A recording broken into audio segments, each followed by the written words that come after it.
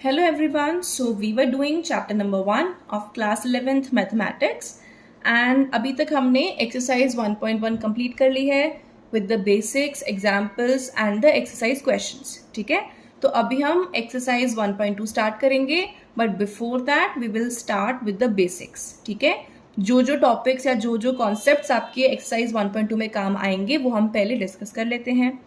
तो सबसे पहले आपकी डेफिनेशन आ रही है ऑफ एन एम्प्टी सेट। क्या कह रही है, देखो, अ set which does not contain any element is called empty set. ऐसा सेट जिसमें कोई भी एलिमेंट प्रेजेंट नहीं है उसे हम बोलते हैं एम्प्टी सेट। एम्प्टी मतलब खाली, है ना, तो यानी कि उस सेट में कोई भी एलिमेंट प्रेजेंट नहीं है। एम्प्टी सेट को ही हम नल सेट या फिर वॉइड सेट भी बोलते हैं, तो ये एम्प्टी सेट के ही नाम है। ठीक है, ओके। अब इसको डिनोट कैसे करेंगे? The empty set is denoted by phi, ये जो सिंबल है इसको फाई बोलते हैं, और आप ऐसे ब्रैकेट्स लगा के, इसके अंदर आपको कुछ भी लिखना नहीं है, ठीक है, खाली ब्रैकेट अगर आप लिखोगे इसका मतलब होता है this is an empty set.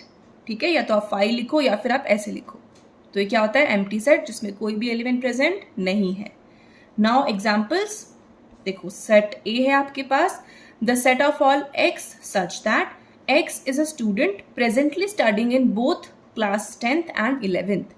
क्या बोल रहा है कि सेट ए में वो सारे एलिमेंट्स हैं या वो सारे स्टूडेंट्स हैं जो कि क्लास 10th और क्लास 11th दोनों में प्रेजेंटली पढ़ रहे हैं।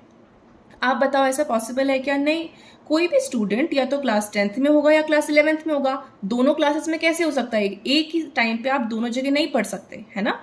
तो यानी कि this is an empty set, यानी कि ऐसा कोई भी स्टूडेंट प्रेजेंट नहीं होगा। करेक्ट, तो it is an empty set. अब सेट बी देखो, क्या बोल रहा है, the set of all x such that x lies between 1 and 2 where x is a natural number. अब आप मुझे एक बात बताओ, नेचुरल नंबर कौन से होते हैं? ऑल काउंटिंग नंबर्स, मतलब 1 2 3 4 लाइक दिस। तो अब ये बोल रहा है कि 1 और 2 के बीच में जो एक नेचुरल नंबर बताना है उसका सेट, उसका कलेक्शन है ये बी सेट। तो आप मुझे बताओ 1 और 2 के बीच में कोई नेचुरल नंबर आएगा क्या? नहीं आएगा, है ना, क्योंकि 1 आता है, 1 के बाद डायरेक्टली 2 आता है नेचुरल नंबर, तो उनके बीच में कोई नेचुरल नंबर एग्जिस्ट नहीं करता। That's why it is an empty set. Okay, next example, C क्या बोल रहा है, C set is equals to the set of all x such that x square minus 2 equals to 0। ये आपको equation given है and x is a rational number. अब देखो, आप इस इक्वेशन को अगर हम सॉल्व करेंगे तो क्या आएगा, एक्स स्क्वायर इक्वल्स टू 2, तो x की क्या क्या वैल्यूज आ सकती हैं, प्लस माइनस √2, है ना, यही वैल्यूज आएंगी। पर वो जो √2, ये जो वैल्यू आ रही है वो तो √2 तो आपका इरेशनल नंबर होता है, तो यानी कि x की रैशनल वैल्यू तो आ ही नहीं सकती, hence it is an empty set. ठीक है, नेक्स्ट एग्जाम्पल, सेट डी आपको गिवन है, the set of all x such that x is an even prime number greater than 2। आराम से समझो, पहले तो आपको प्राइम नंबर पता होने चाहिए, फिर आपको उसमें भी क्या बताना है, इवन प्राइम, और उसमें भी क्या पता करना है, वो इवन प्राइम नंबर्स जो 2 से बड़े हैं। देखो, प्राइम कौन से होते हैं, वो नंबर्स जो सिर्फ 1 और इटसेल्फ यानी कि खुद से ही डिविजिबल होते हैं, यानी कि उनके सिर्फ और सिर्फ 2 ही फैक्टर होते हैं विच आर 1 एंड इटसेल्फ। ठीक है, वो तो प्राइम नंबर हुए। इवन कौन से होते हैं, इवन नंबर्स वो होते हैं जो 2 से डिविजिबल होते हैं। ठीक है, तो आपको ऐसे नंबर्स देखने हैं जो इवन भी हो, प्राइम भी हो और 2 से बड़े हो। पहले तो इवन प्राइम आपको पता होना चाहिए कि 2 is the only element which is even prime number, 2 is a even prime number. ठीक है, और उससे बड़ा कोई भी इवन प्राइम यानी कि प्राइम भी और इवन भी हो, ऐसा कोई नंबर एग्जिस्ट नहीं करता। ठीक है, तो यानी कि 2 से बड़ा कोई भी इवन प्राइम नंबर नहीं होगा, hence the set D is an empty set, या फिर आप नल सेट बोल सकते हो या फिर वॉइड सेट बोल सकते हो। करेक्ट, आई होप आपको एम्प्टी सेट की डेफिनेशन और एग्जाम्पल समझ में आए हो। ठीक है, चलो अब रिमार्क देखते हैं। By number of elements of a set S, आपके पास कोई सेट एस है, उसके नंबर ऑफ एलिमेंट्स का क्या मतलब होता है, we mean the number of distinct elements of the set and we denote it by n, ये small n of this set S. इसको बोलते हैं number of elements in set S. ठीक है, तो यही बोल रहा है कि अगर हम किसी सेट के नंबर ऑफ एलिमेंट्स की बात कर रहे हैं तो उसका मतलब यही होता है कि उस सेट में कितने डिस्टिंक्ट मतलब डिफरेंट, है ना, डिफरेंट कौन कौन से एलिमेंट्स उसमें प्रेजेंट है, तो वो क्या होता है, नंबर ऑफ एलिमेंट्स। और नंबर ऑफ एलिमेंट्स को कैसे डिनोट करते हैं? By like this, n of s, यानी कि number of elements in set s। अब आगे क्या बोल रहे हैं? If number of elements in set s is a natural number, अगर ये नेचुरल नंबर है then s is a non empty finite set.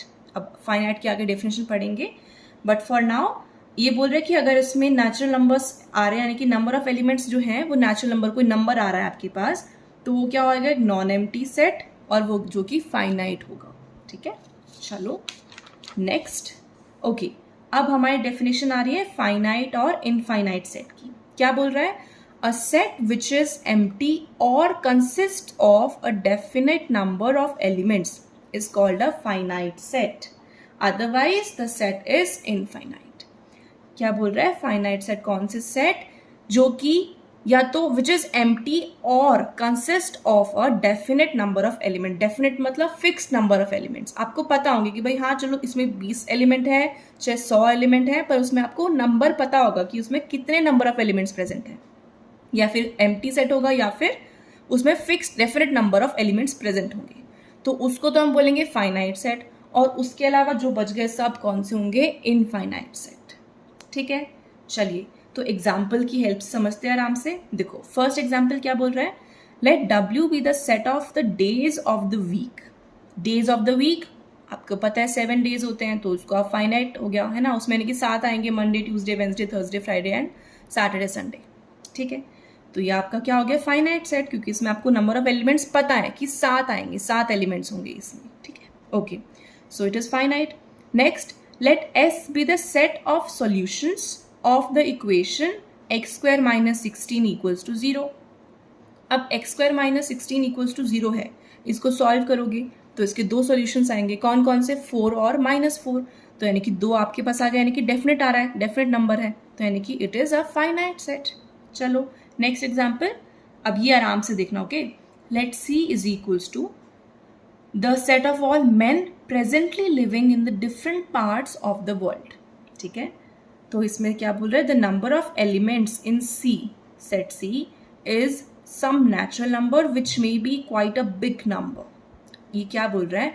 आपको इसमें पहले तो सेट C में क्या बताने हैं? सारे men who are presently living on in different parts of the world, मतलब पूरे वर्ल्ड में कितने मेन हैं प्रेजेंटली, तो वो कोई नंबर आएगा, बहुत बड़ा नंबर आएगा, है ना। पर ऐसा तो नहीं है कि जिसको हम काउंट ही नहीं कर सकते हो, कोई ना कोई काउंटिंग नंबर ही आएगा, है ना।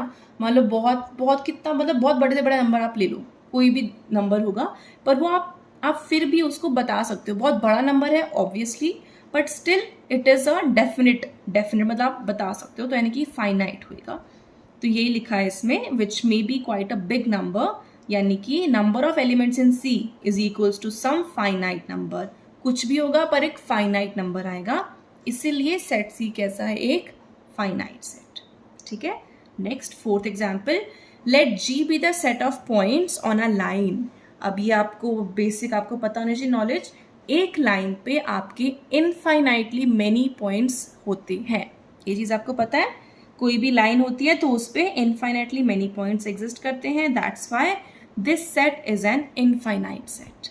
ठीक है, चलो अब एक नोट आ रहा है, it is not possible to write all the elements of an infinite set within braces because the number of elements of such a set is not finite। ये कह रहा है कि इनफाइनाइट सेट है, अब उसमें आपको पता है कि इनफाइनाइट नंबर ऑफ एलिमेंट्स है, तो आप ऑब्वियसली उसके सारे एलिमेंट्स को ब्रैकेट्स में कैसे लिख सकते हो? नहीं लिख सकते ना, क्योंकि उसके एलिमेंट्स फाइनाइट नहीं है। ठीक है, तो यही चीज कह रहा है। So we represent some infinite set in the roster form by writing a few elements which clearly indicate the structure of the set followed or preceded by 3 dots। कुछ नहीं कह रहा, ये सिंपली ये कह रहा है कि इनफाइनाइट सेट है। अब आप उसके सारे एलिमेंट्स तो नहीं बता पाओगे ऑब्वियसली, तो इसीलिए आप क्या करोगे, अगर आप उसको रोस्टर फॉर्म में लिखना है तो आप उसके थोड़े बहुत एलिमेंट्स लिखो और फिर क्या लगा दो? 3 डॉट लगा दो, यानी कि वो इनडेफिनेटली आगे चलता जा रहा है। हमें नहीं पता वो कहाँ तक जा रहा है, तो इसलिए हम 3 डॉट लगा रहे हैं कि भाई आगे चलता जा रहा है। ठीक है, एग्जाम्पल दिखा देती हूँ। देखो फॉर एग्जाम्पल, जैसे देखो नेचुरल नंबर का सेट है भाई, अब नेचुरल नंबर कहाँ स्टार्ट होते हैं? लाइक 1 2 3 4 5 6 अभी चलते जा रहे हैं ना, तो अब मुझे इसका एंड नहीं पता कहाँ रुकेंगे, क्या है नहीं है। ठीक है, तो दैट्स वाई ये एक इनफाइनाइट सेट है. The set of natural numbers is an infinite set. इसलिए इसको कैसे लिखूंगी मैं, 1 2 3 मैंने कुछ एलिमेंट्स लिखे, फिर क्या लगा दिया, dot dot dot. Correct. Similarly आप इंटीजर्स के सेट को भी ऐसे लिख सकते हो. लाइक अब देखो, इंटीजर्स तो क्या होते हैं, नेगेटिव के साइड नंबर्स, पॉजिटिव के साइड नंबर्स और जीरो, ये सब मिलके क्या बनाते हैं, इंटीजर्स. तो यानी कि नेगेटिव के नंबर के लिए इधर डॉट लगा दी, देन -3 -2 -1 0 1 2 3 और फिर आगे भी बढ़ रहे हैं तो आगे डॉट लगा दी. ठीक है, तो ये सेट ऑफ इंटीजर्स बन गया. तो ये सारे सेट्स कैसे हैं, इनफाइनाइट सेट. ठीक है, इसलिए इनको हमें रोस्टर फॉर्म में लिखने के लिए इनको हमें आगे पीछे इनके हम डॉट लगाते हैं. सिंपल. चलो अब नेक्स्ट नोट क्या कह रहा है, all infinite sets can not be described in roster form. अब देखो, आपने कुछ को तो इनफाइनाइट सेट में से कुछ को तो फिर भी आपने रोस्टर फॉर्म में लिख दिया है ना, बट ये जरूरी नहीं है कि आप सारे इनफाइनाइट सेट को रोस्टर फॉर्म में लिख ही पाओ. देखो, फाइनाइट सेट को तो आप रोस्टर फॉर्म में लिख पाओगे, ये तो पक्की बात है, पर इनफाइनाइट में आप कुछ को तो लिख पाओगे. जैसे इनको आप लिख पाए है ना, नेचुरल नंबर के सेट को लिख दिया आपने, इंटीजर्स वालों को लिख दिया, बट आप सबको नहीं लिख पाओगे. अब किसको नहीं लिख पाएंगे, कुछ एग्जाम्पल बताओ. तो एग्जाम्पल के लिए we will take the set of real numbers. तो real numbers can not be described in this form. कौन सी form, roster form, because the elements of this set do not follow any particular pattern. अब देखो, naturals में क्या हो रहा था ना, कि आपको पता है कि 1 के बाद 2 आएगा, 2 के बाद 3 आएगा, 3 के बाद 4 आएगा एंड लाइक दिस, यानी कि आप एक एक ऐड करते जा रहे हो एक तरीके से. तो एक ये पैटर्न सा बन रहा है, तो इसलिए आपने इनको डॉट डॉट डॉट लगा दिया. पर जो रियल नंबर्स होते हैं, अब रियल में तो कोई ऐसा पैटर्न खास है नहीं, है ना, क्योंकि उसमें देखो सारे नेचुरल नंबर भी आते हैं, रैशनल्स भी आते हैं, इरेशनल भी आएंगे, आपकी इंटीजर्स भी आएंगे. तो रियल में तो बहुत सारे अलग अलग टाइप के नंबर्स आ रहे हैं, तो आप उनको एक पर्टिकुलर पैटर्न में नहीं लिख पा रहे हो, है ना. दैट्स वाई आप उसको रोस्टर फॉर्म में नहीं रिप्रेजेंट कर पाओगे. ठीक है, तो आपको एग्जाम्पल याद भी रखना है ये चीज़, कि आप सारे इनफाइनाइट सेट को एक तो आप रोस्टर फॉर्म में नहीं लिख सकते. तो अगर कोई बोले कि कोई एग्जाम्पल बताओ, तो क्या बोलोगे, the set of all real numbers. हम रियल नंबर्स के सेट को रोस्टर फॉर्म में रिप्रेजेंट नहीं कर सकते. क्यों नहीं कर सकते, क्योंकि वो एक फिक्स पैटर्न फॉलो नहीं करते हैं. That's Y. ठीक है, चलो अब लास्ट एक छोटी सी डेफिनेशन आ रही है, equal sets and unequal sets. ठीक है, तो इक्वल सेट कौन से होंगे, नाम से पता चल रहा है कि दोनों बराबर हैं. पढ़ते हैं डेफिनेशन, देखते हैं. Two sets A and B are said to be equal if they have exactly same elements. ठीक है, दो सेट कब इक्वल होंगे, जब उन दोनों में exactly same elements होने चाहिए. जितने एलिमेंट्स उसमें हैं उतने ही एलिमेंट दूसरे में भी होने चाहिए, और वो एलिमेंट्स भी सेम होने चाहिए. ठीक है, अगर उसमें 3 है तो वहाँ पे 3 ही होना चाहिए, ऐसा नहीं कि उसकी जगह 4 आ गया. ठीक है, तो exactly सेम एलिमेंट्स होने चाहिए. और इक्वल सेट को हम लिखेंगे कैसे, रिप्रेजेंटेशन है इसकी A इक्वल्स टू B. ठीक है, अगर दो सेट्स इक्वल हैं तो आप उनको कैसे लिखोगे, A इक्वल्स टू B, और वो कब होंगे, जब उन दोनों में एग्जैक्टली सेम एलिमेंट्स प्रेजेंट होंगे. Correct. Otherwise the sets are said to be unequal. अगर ये इक्वल नहीं है तो अनइक्वल होंगे, और उनको कैसे लिखेंगे, A not equals to B. ठीक है जी, चलो एक एग्जाम्पल छोटा सा. सेट ए आपको गिवन है 1 2 3 4, इसके एलिमेंट्स ये हैं. सेट बी क्या है, 3 1 4 2. अब आपको बताना है कि दोनों सेट इक्वल है या नहीं है. मैंने क्या बोला, एग्जैक्टली सेम एलिमेंट्स होने चाहिए. अब देखो, अगर 1 यहाँ पे है तो 1 यहाँ पे भी होना चाहिए. देखो, आगे पीछे लिखने से कोई फर्क नहीं पड़ेगा. ठीक है, तो इसमें कंफ्यूज मत होना कि इसमें तो पहले 1 है, इसमें तो पहले 1 नहीं आया. नहीं, आपको एलिमेंट्स चेक करने हैं कि आपके जो एलिमेंट्स हैं वो सारे आ रहे हैं नहीं आ रहे. ठीक है, देखो 1 है, यहाँ पे 1 है, 2 2 3 3 4 4, यानी कि जो एलिमेंट्स इसमें है वही सारे इसमें हैं, ना किसी में ज़्यादा ना किसी में कम. तो दोनों में कैसे हैं, इक्वल. तो दोनों सेट्स कैसे हो गए, इक्वल सेट्स हो गए. ठीक है जी, चलो अब लास्ट एक छोटा सा note. A set does not change if one or more elements of the set are repeated. मैंने आपको पहले बता दिया. ठीक है, तो यही कह रहा है कि एक सेट चेंज नहीं होता अगर एलिमेंट्स आप रिपीट करके लिख देते हो, तो सेट डज नॉट चेंज. ठीक है, सो एग्जाम्पल देखते हैं. द सेट्स, सेट ए आपका फॉर एग्जाम्पल 1 2 3 है. सेट बी क्या है, 2 2 1 3 3.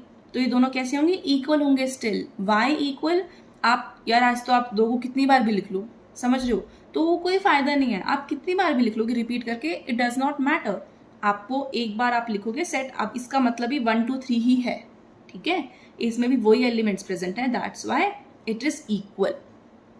Okay, since each element of A is in B and vice versa, यानी कि ए के सारे एलिमेंट्स बी में है, बी के सारे एलिमेंट्स ए में है, does not matter, that's why both sets are equal.